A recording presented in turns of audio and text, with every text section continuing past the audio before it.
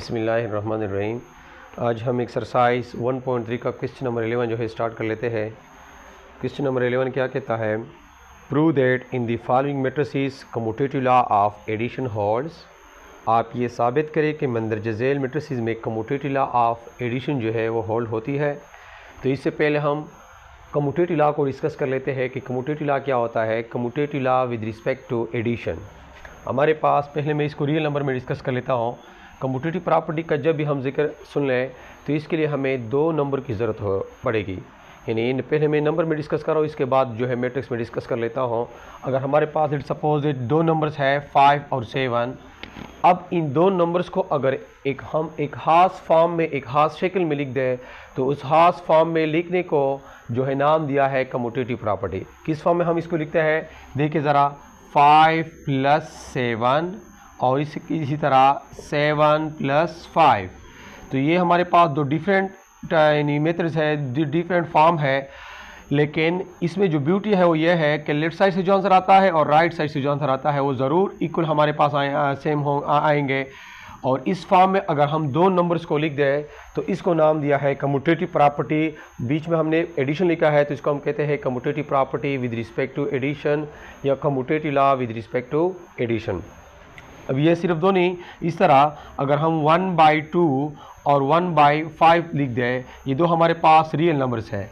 अब अगर कोई हमसे कहे कि इन दो नंबर्स में commutative property with respect to addition satisfy होती है कि नहीं, तो कम्यूटेटिव प्रॉपर्टी का लिखने का जो फॉर्म है वो ये है कि यानी 1/2 + 1/5 और इसकी हमने जगह जो है तब्दील करनी है। पहले नंबर पे हमारे पास 1/2 है, सेकंड नंबर पे हमारे पास 1/5 है।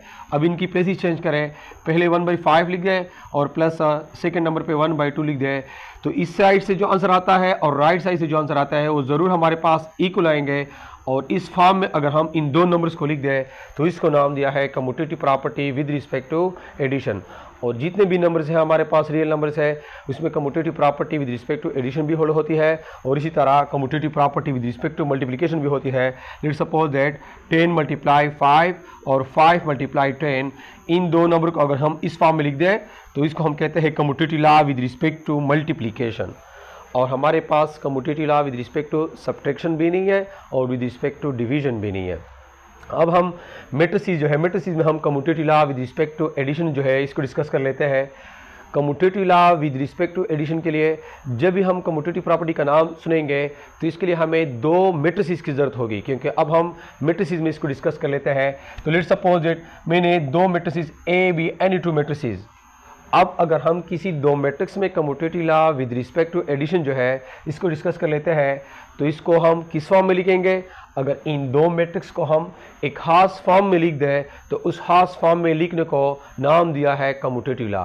किस फॉर्म में? देखिए ज़रा, A + B और इसी तरह अब इसकी जगह प्लेस करें, पहले B लिखे और इसके बाद प्लस A लिखे। यानी ये फॉर्म जो है इससे डिफरेंट है, लेकिन इसमें जो खूबी है वो ये है कि लेफ्ट साइड से जो मैट्रिक्स आता है और राइट साइड से जो मैट्रिक्स आता है वो ज़रूर हमारे पास इक्वल आएंगे। और अगर हम इन दो मैट्रिक्स को इस शक्ल में लिख दें तो इस फॉर्म को नाम दिया है commutative law with respect to addition. इसी तरह अगर हमारे पास M और N दो मैट्रिक्स हो तो इसको अगर हम कम्यूटेटिव लॉ जो है इसमें डिस्कस करना चाहे तो कम्यूटेटिव लॉ किस तरह होगा? यानी M + N, कम्यूट का मतलब है मुबादला, यानी इसी प्लेसेस को चेंज करें। पहले नंबर पे M है, सेकंड नंबर पे N है। अब पहले जो है पहले नंबर पे हम N लिखेंगे और सेकंड नंबर पे हम M लिखेंगे। तो लेफ्ट साइड से जो मैट्रिक्स आता है और राइट साइड से जो मैट्रिक्स आता है वो ज़रूर हमारे पास इक्वल होंगे, दोनों इक्वल होंगे। और अगर हम इन दो मैट्रिक्स को इस शक्ल में लिख दें, इस फॉर्म में लिख दें तो इसको नाम दिया है commutative law with respect to addition. अब आते हैं क्वेश्चन की तरफ। हमें दो मैट्रिसेस दिए हैं, कहता है कि इसमें commutative law with respect to addition जो है इसको चेक करके वो प्रूव होती है कि नहीं प्रूव होती। ए मैट्रिक्स हमें दिया है 7 1 2 4 और बी मैट्रिक्स भी दिया है 1 1 2 2। हमने क्या करना है? Commutative law with respect to addition जो है इसमें प्रूव करना है। तो अब देखें, सिर्फ हमें क्वेश्चन में ये दो मैट्रिक्स दिए हैं और ऊपर जो स्टेटमेंट दिया है उसमें ये कहा है कि prove that in the following matrices commutative law with respect to addition holds. अब अगर हमें कम्यूटेटिव लॉ का पता नहीं है कि कम्यूटेटिव लॉ किस चीज़ को कहते हैं, तो यहाँ पे हम यानी इसको फिर हमें क्वेश्चन की समझ नहीं आएगी। तो हम लोग इससे पहले पढ़ चुके हैं कि जब भी हम दो मैट्रिक्स में commutative law with respect to addition जो है वो चेक कर लेंगे तो इसकी शक्ल जो है वो कुछ यूँ है। सिंस हमें पता है हम commutative law with respect to addition यहाँ पे प्रूव करने जा रहे हैं, तो इसकी शक्ल क्या होगी, a प्लस बी, क्योंकि मैट्रिक्स ए और बी दिया है और इसको हमने इक्वल प्रूव करना है b प्लस ए। तो एक्चुअली हमारे पास commutative law with respect to addition की फॉर्म जो है वो ये है।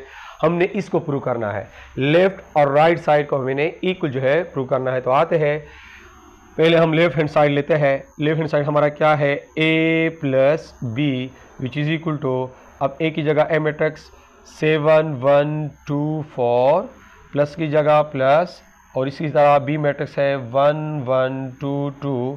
तो अब दो मैट्रिक्स की एडिशन है और इससे पहले हम लोग पढ़ चुके हैं कि दो मैट्रिक्स को हम ऐड कर सकते हैं अगर दोनों की आर्डर सेम हो। तो दोनों की आर्डर सेम है, इसकी आर्डर भी 2 क्रॉस 2 है क्योंकि 2 रोज है और 2 कॉलम्स है, और इसकी में भी 2 रोज है और 2 कॉलम्स है। तो अब इसको हम ऐड कर लेंगे। 7 प्लस 1 से हमारे पास 8 आएगा, 1 प्लस 1 से हमारे पास 2 आएगा, 2 प्लस 2 से हमारे पास 4 आएगा, 4 प्लस 2 से हमारे पास 6 आ जाएगा। तो a प्लस बी यानी लेफ्ट हैंड साइड जो हमारे पास फाइंड हो चुका है।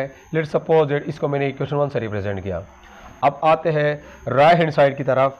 टेकिंग राइट हैंड साइड हमारा क्या है, b plus a which is equal to, अब पहला मैट्रिक्स हमारा b है यहाँ पे, तो b मैट्रिक्स 1 1 2 2 और बीच में प्लस है, और इसके बाद a मैट्रिक्स है 7 1 2 4 b plus a is equal to, अब फिर दो मैट्रिक्स की एडिशन है और दोनों ऐड हो सकते हैं, तो इसको हम ऐड कर लेते हैं।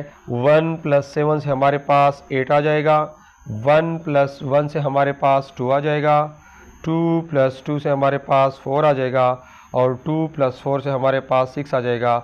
ये हमारे पास राइट हैंड साइड भी आ चुका है, इसको मैंने इक्वेशन 2 से रिप्रेजेंट किया। अब देखें लेफ्ट हैंड साइड से हमारे पास जो मैट्रिक्स हासिल हो चुका है 8 2 4 6, और राइट हैंड साइड से हमारे पास जो मैट्रिक्स हासिल हो चुका है 8 2 4 6, ये दोनों हमारे पास इक्वल आ चुका है।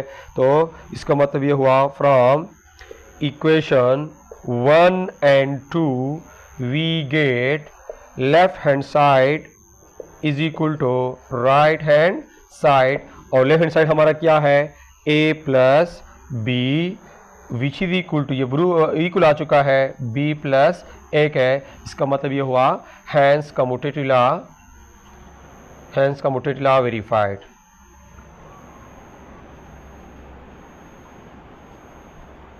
होल्ड या वेरीफाइड। उनका जो सेकेंड पार्ट है वहाँ पे सिर्फ मैट्रिक्स चेंज दिए है वहाँ पे c और d है। c मैट्रिक्स है -3 4 -5 और 2 3 -2 3 1, ये c मैट्रिक्स है, और इसके साथ d मैट्रिक्स भी दिया है -3 -4 5 1 2 3 1 2 3। अब इन दोनों मैट्रिक्स में भी हमने कम्यूटेटिव लॉ ऑफ एडिशन इसको हमने प्रूव करना है। तो आते हैं, सिंस हमें पता है commutative law of addition in दो मैट्रिक्स के लिए, तो इसकी शक्ल जो है कुछ यूँ बनेगी, c plus D is equal to d plus C. हमारे पास इन दो मैट्रिक्स के लिए commutative law with respect to addition जो है इसकी शक्ल कुछ यूँ बनेगी। तो अब आते हैं, इसको हमने प्रूव करना है। पहले हम लेफ्ट हैंड साइड जो है वो लेते हैं। लेफ्ट हैंड साइड हमारा क्या है, c plus d which is equal to, c की जगह c मैट्रिक्स लिखे -3 4 -5 और 2 3 1, और बीच में प्लस है, प्लस की जगह प्लस लिख दिया, और इसके साथ ही सेकंड मैट्रिक्स d है -3 -4 5 और 1 2 3। तो अब इन दो मैट्रिक्स की एडिशन है और इन दोनों को हम ऐड कर सकते हैं क्योंकि दोनों की आर्डर जो है वो सेम है। फर्स्ट मैट्रिक्स की आर्डर भी 2 क्रॉस 3 है और सेकंड की भी आर्डर 2 क्रॉस 3 है। तो हम करस्पॉन्डिंग एलिमेंट जो है आपस में ऐड कर लेते हैं। -3 प्लस -3 -3 प्लस -3 डायरेक्ट हम इसको लिख सकते हैं -6 आएगा और 4 प्लस -4 और इसी तरह -5 प्लस 5 और सेकेंड रो की जो करस्पॉन्डिंग एलिमेंट है 2 plus 1 2 plus 1 3 plus 2 3 plus 2 1 plus 3 1 plus 3। इसके बाद हमने सिंप्लीफिकेशन करनी है तो -3 प्लस इंटू माइनस -3 और 4 plus into minus -4 -5 plus 5 cancel हो जाएंगे, 0 आ जाएगा। इसी तरह 2 प्लस 1 से हमारे पास 3 और 3 प्लस 2 से हमारे पास 5 आएगा और 1 प्लस 3 से हमारे पास 4 आएगा। अब इनको -3 और -3 दोनों यहाँ पे इसके बीच में माइनस है तो दोनों को हमने ऐड करना है और एक माइनस साइन लगाना है। यहाँ पे मल्टीप्लिकेशन नहीं है क्योंकि हम इस तरह करें कि माइनस इंटू माइनस प्लस, इस तरह हम नहीं करेंगे। दोनों जो है माइनस है, बीच में मल्टीप्लिकेशन भी नहीं है। तो इसका तरीका यह है कि दोनों डिजिट को ऐड करें, 3 और 3 इससे 6 आएगा और दोनों के साथ माइनस है तो एक के साथ माइनस लिखना है आंसर के साथ। और यहाँ पे 4 -4 से हमारे पास 0 आएगा और ये भी 0 है। तो यहाँ पे 3 5 4 लेफ्ट हैंड साइड से हमारे पास यानी C प्लस D से हमारे पास एक मैट्रिक्स हासिल हो चुका है।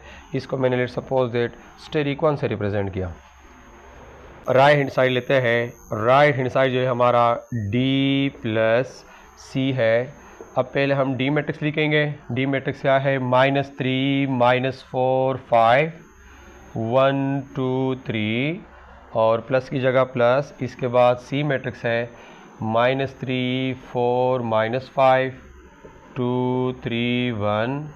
अब इन दो मैट्रिक्स की एडिशन है D plus C is equal to, देखिए -3 प्लस -3 और -4 plus 4 5 plus -5 1 plus 2 1 plus 2 2 plus 3 और 3 प्लस 1।